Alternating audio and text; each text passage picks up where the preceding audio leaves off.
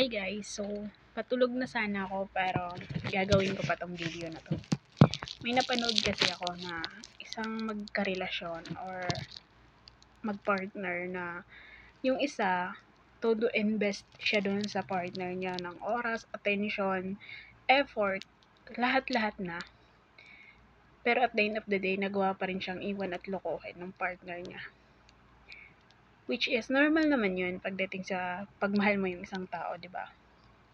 Gagawa tayo ng mga extra effort, gagawa tayo ng mga certain actions na maglalaan tayo ng oras sa kanila, ng pera, ng panahon. Kapag mahal natin yung tao, ganun talaga.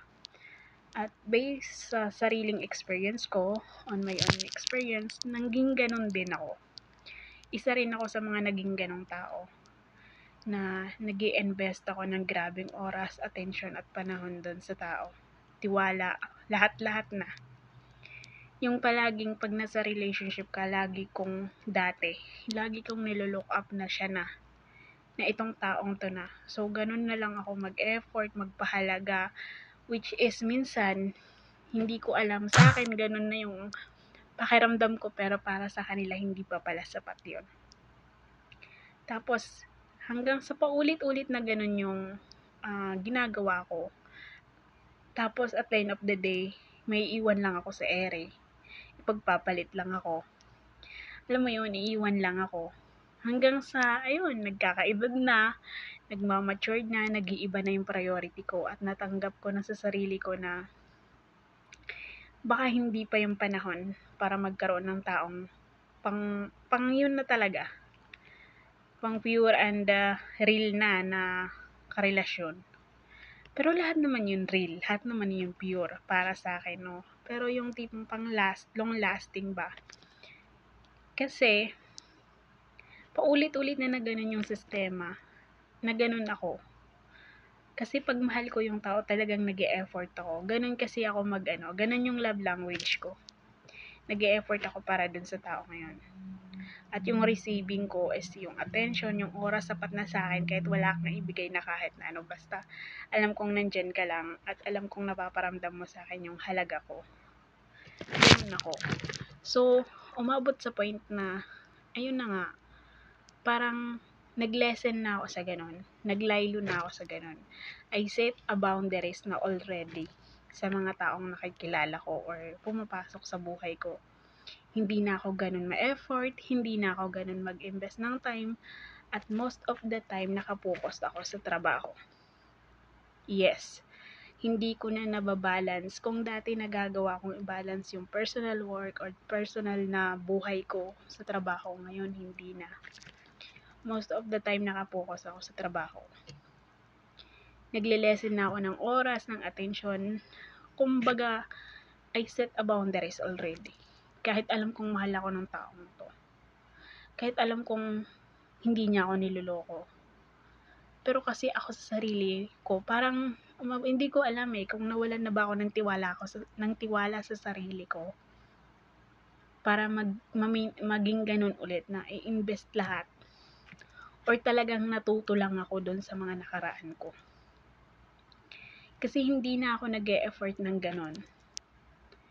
Hindi na ako showy. Hindi na ako ganun ka-showy. Except kapag personally kayong magkasama. Hindi na ako yung tipong, ang tawag dito? Gagawin lahat-lahat. Yung, di ba dati sabi gagawin mo lahat-lahat. Dati ganun ako eh. Alam mo yun?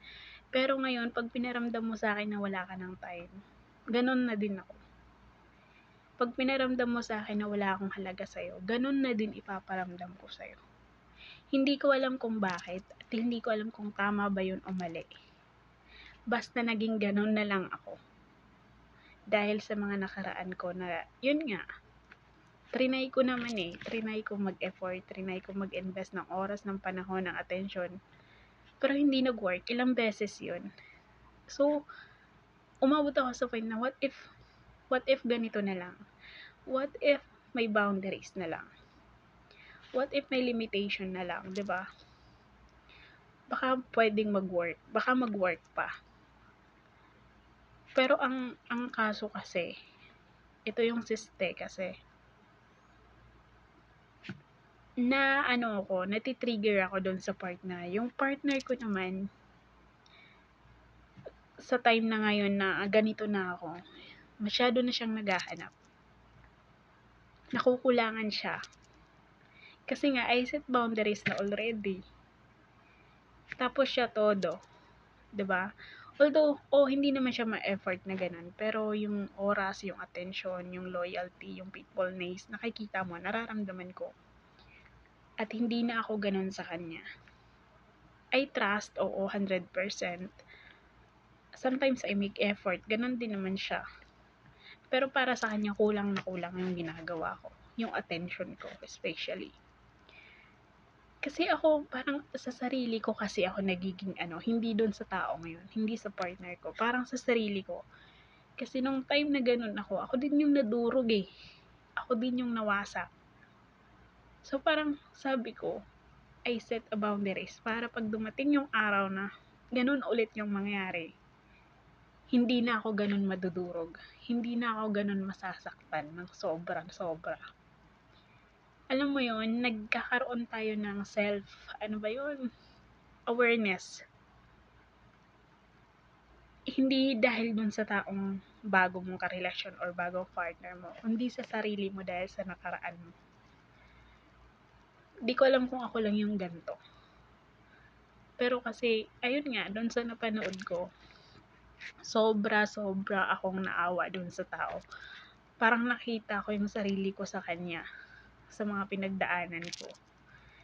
Dahil sa nangyari sa kanya. As in, ilang years siyang nagtrabaho, ilang years niyang ginugol yung buhay niya dun sa partner niya.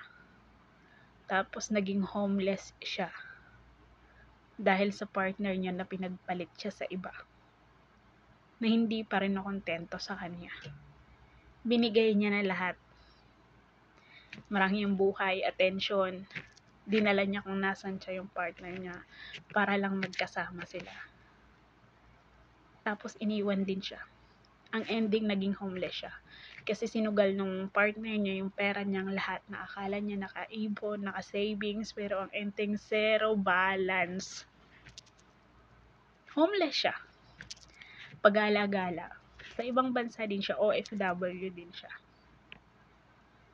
Diba? Ano na siya, 6 months siyang naging homeless. Dahil iniwan siya ng partner niya nang walang-wala. Sumama sa iba yung partner niya. Walang ibang natira sa kanya, kundi yung gamit niya na meron siya. So, alam mo yun, minsan wawasak sa atin ay tao. Tao na taong mahal natin, na pinagkatiwalaan natin ng sobra. 'Di ba?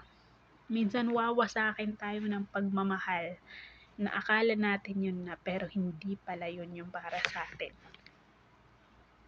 'Di ba? Wawasakin tayo niyan, sasaktan tayo, dudurugin tayo niyan. Kapag umabot na sa point na ganun, tanggapin mo na hindi yan yung taong para sa'yo.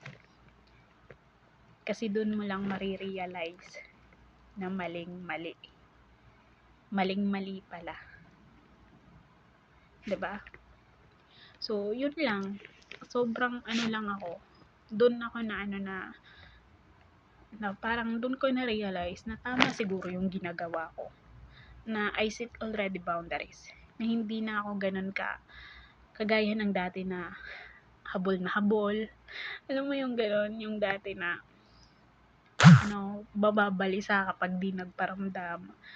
Hindi na ngayon. Promise. Pag deadma mo ako, deadma kita. Nakakaya ko nang tiisin yung taong mahal ko. Kasi lagi na akong nakapokus doon sa point na what if siya din tinitiis ako. Tapos ako ganun. Hindi ko alam kong masama yung maging parang sabi nila kung wag mong gawin yung ayaw mong gawin sa'yo. Pero hindi. Hindi. Kasi kailangan gawin mo kung ayaw mong gawin sa'yo.